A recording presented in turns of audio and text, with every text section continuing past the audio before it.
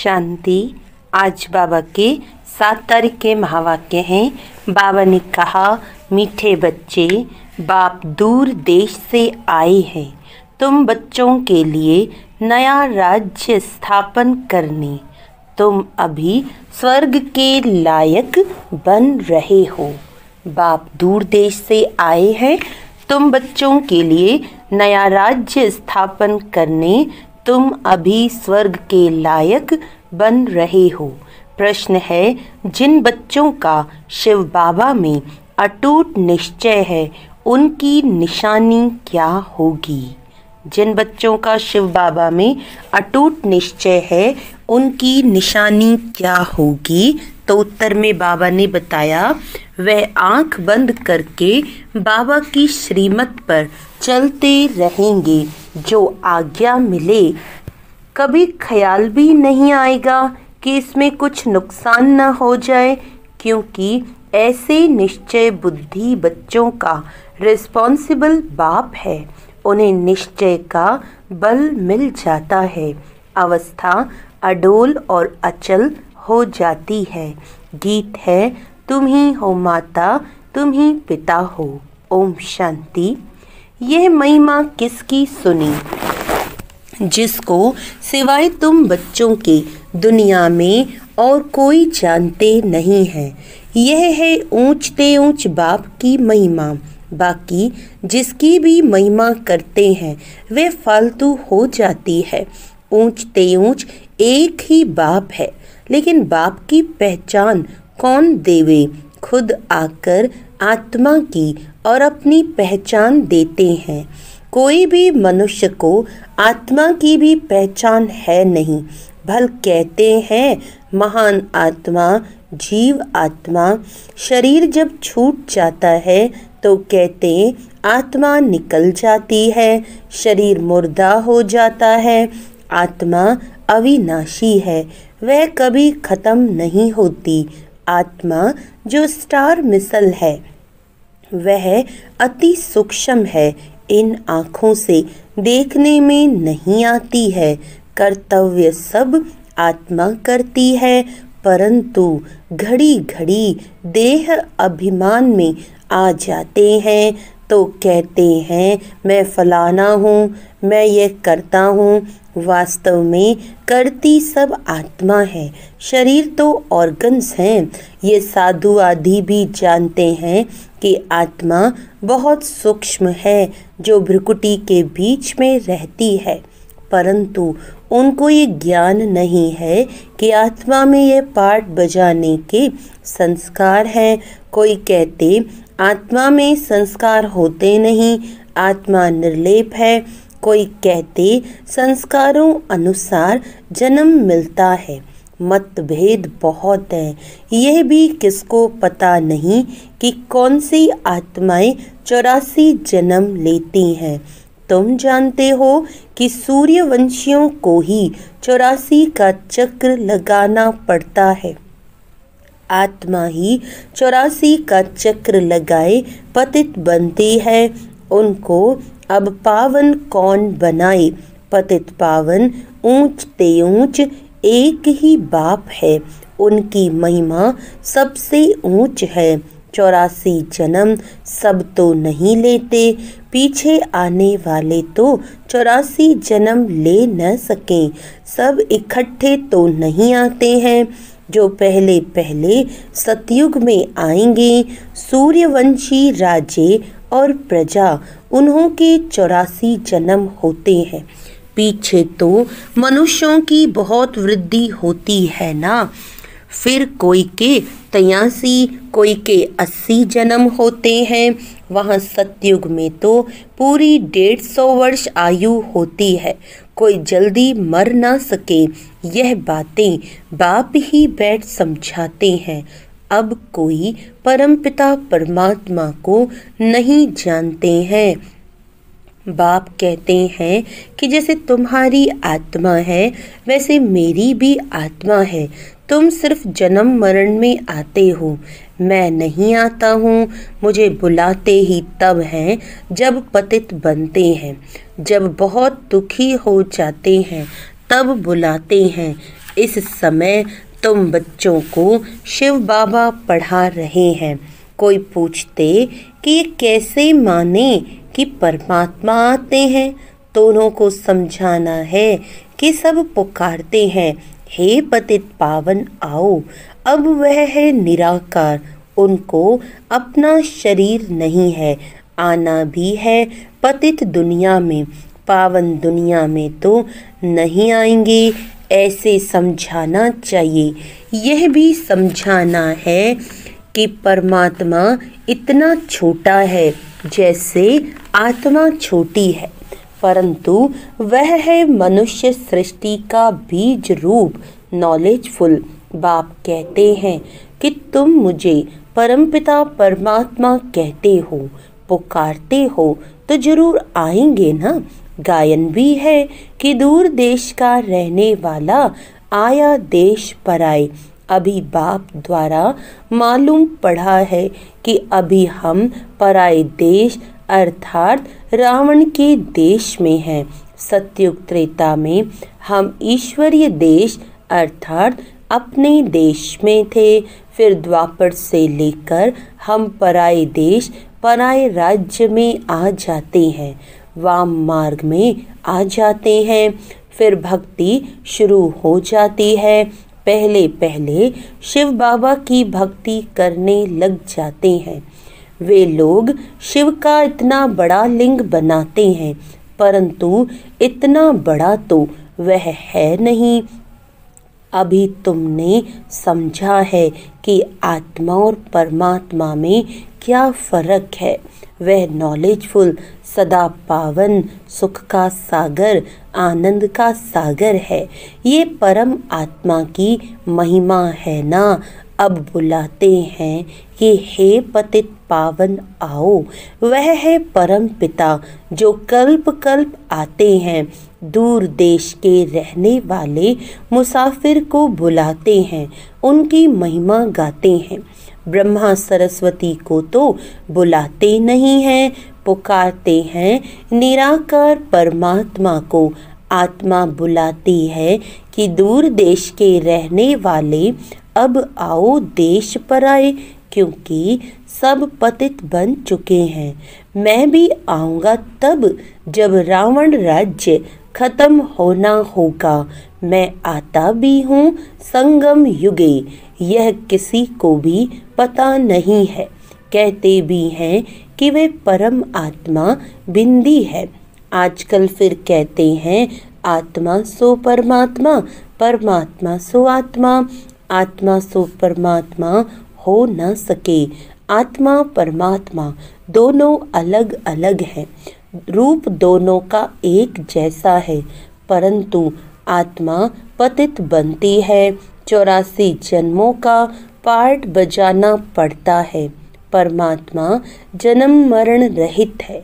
अगर आत्मा सो परमात्मा कहते तो क्या सतो प्रधान परमात्मा तमो प्रधान में आते हैं?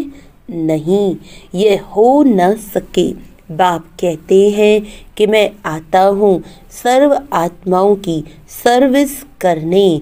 मेरा जन्म भी नहीं कहा जाता, मैं आता ही हूँ नरकवासियों को स्वर्गवासी बनाने।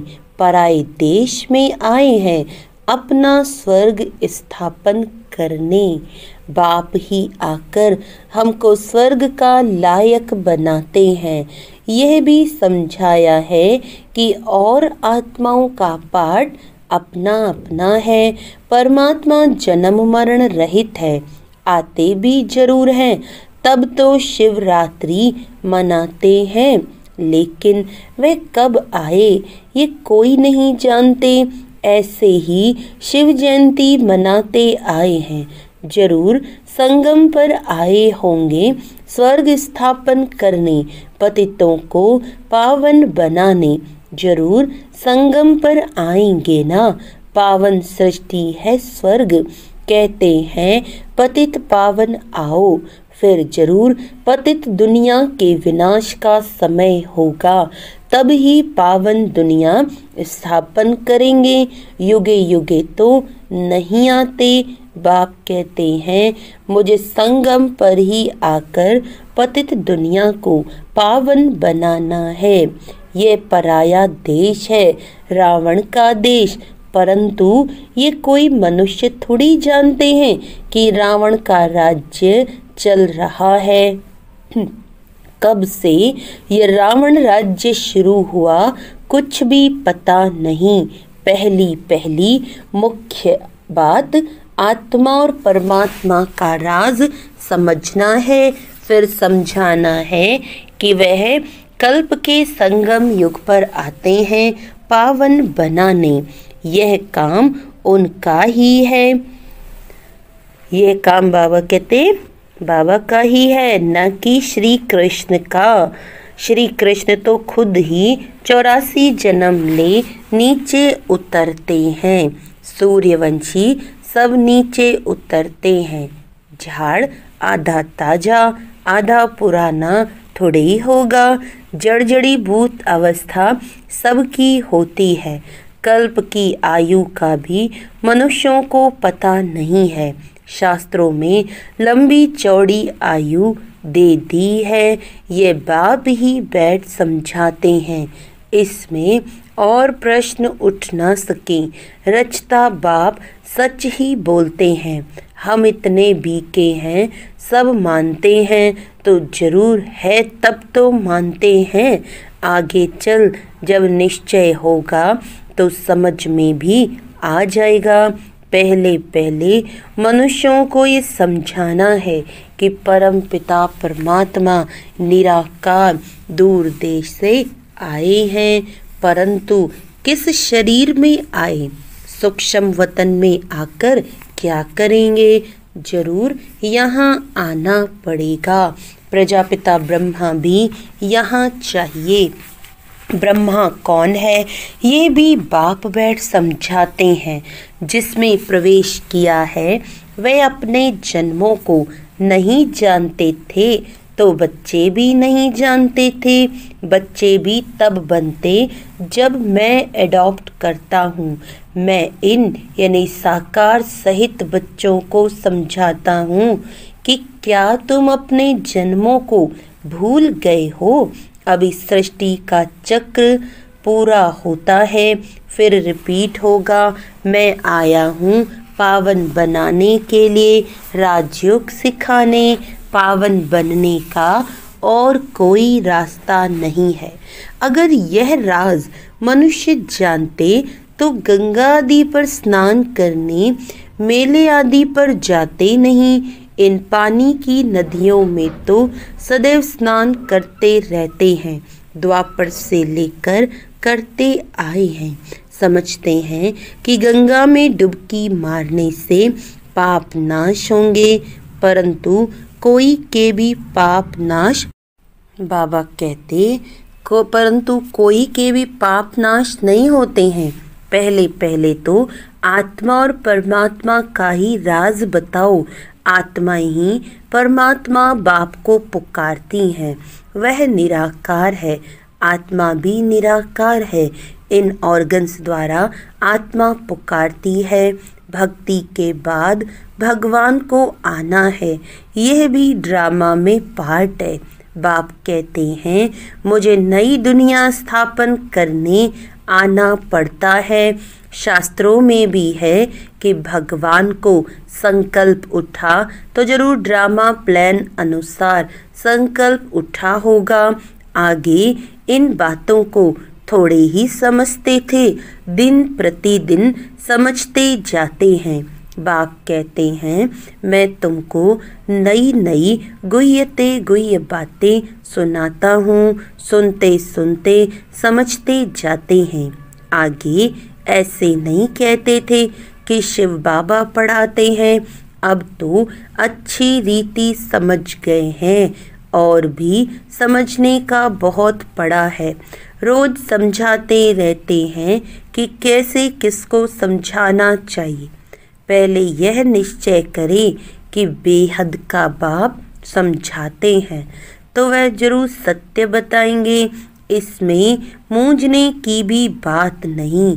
बच्चे कोई पक्के हैं कोई कच्चे हैं। कच्चा है तो कोई को समझा नहीं सकते। यह तो स्कूल में भी नंबरवार होते हैं। बहुतों को यह संशय पड़ता है कि हम कैसे समझें कि परमपिता परमात्मा कर पढ़ाते हैं, क्योंकि उन्हों की बुद्धि में है श्री कृष्ण ने ज्ञान सुनाया। अब पतित दुनिया में तो कृष्ण आ नहीं सकता। यह उनको सिद्ध करो कि परमात्मा को ही आना पड़ता है पतित दुनिया और पतित शरीर में।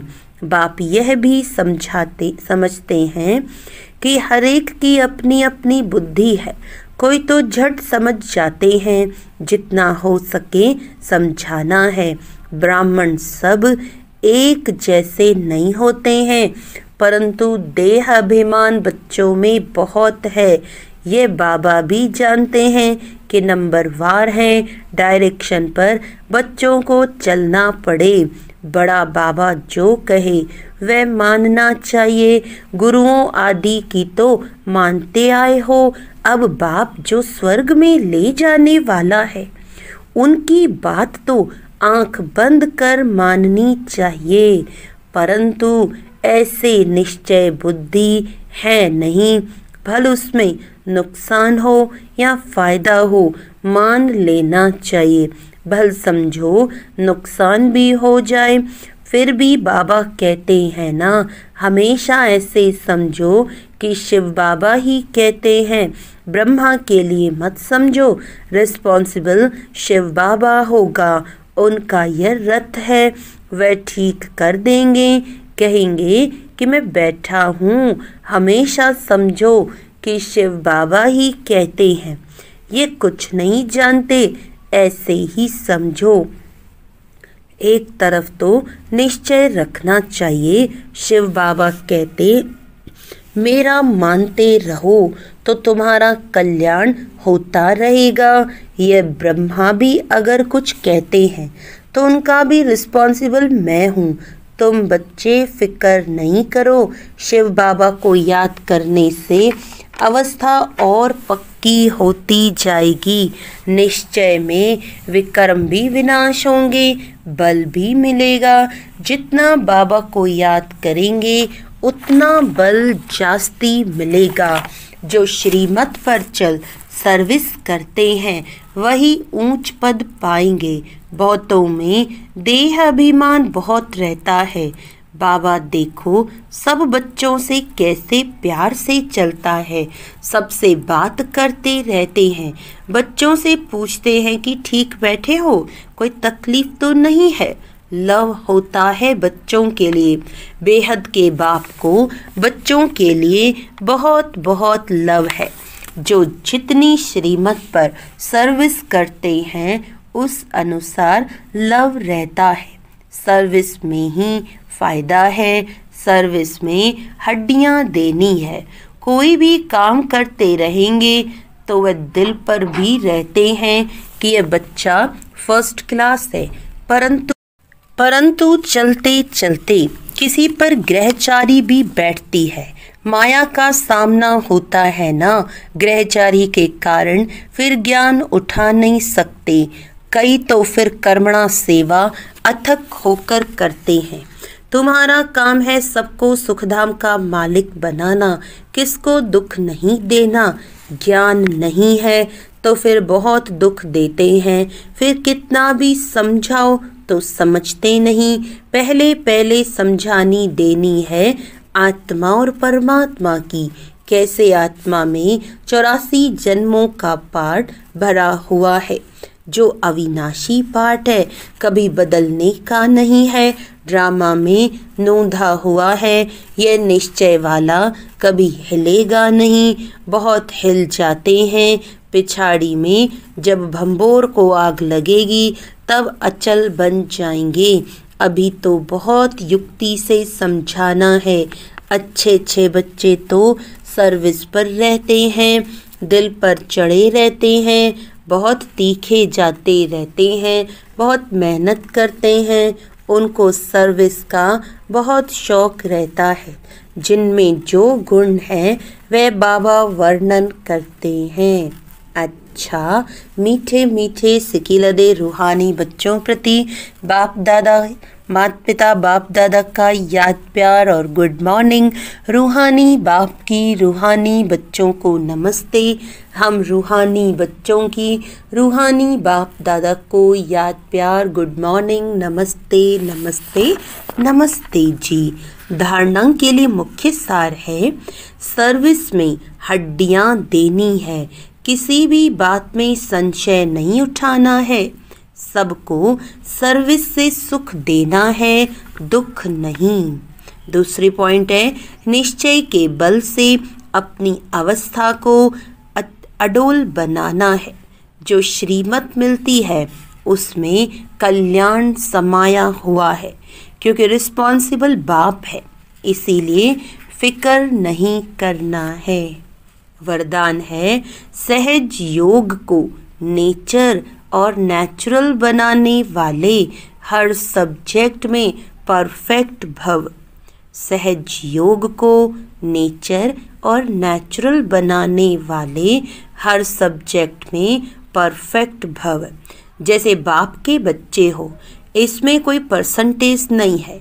ऐसे निरंतर सहज योगी व योगी बनने की स्टेज में अब परसेंटेज खत्म होनी चाहिए, नेचुरल और नेचर हो जानी चाहिए। जैसे कोई की विशेष नेचर होती है, उस नेचर के वश न चाहते भी चलते रहते हैं, ऐसे यह भी नेचर बन जाए। क्या करूं, कैसे योग लगाऊं, ये बातें खत्म हो जाएं तो हर सब्जेक्ट में परफेक्ट बन जाएंगे। परफेक्ट अर्थात इफेक्ट और डिफेक्ट से परे। स्लोगन है, सहन करना है तो खुशी से करो, मजबूरी से नहीं। सहन करना है तो खुशी से करो, मजबूरी से करो, क्योंकि मजबूरी से किया हुआ सहन नहीं होता, इसीलिए खुशी खुशी सहन करना है। ओम शांति।